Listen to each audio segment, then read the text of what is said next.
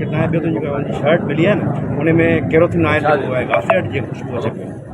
ज़ाहिर आहे पहिरीं मूंखे ईअं महसूसु पियो थिए त पहिरीं हिनखे मारे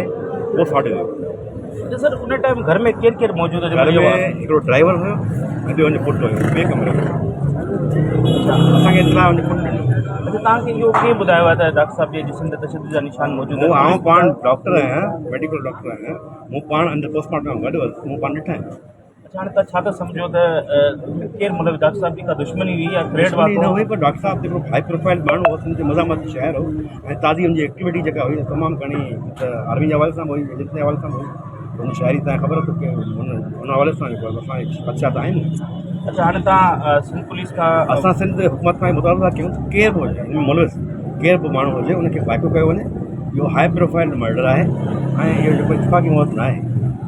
असांखे मुकमल जांच थियणु खपे छो त हाणे मेडिकल साइंस जी एॾी तरक़ी आहे का बि शइ लिकी नथी सघे उहा शइ प्रूफ थियणु खपे केर बि हुजे।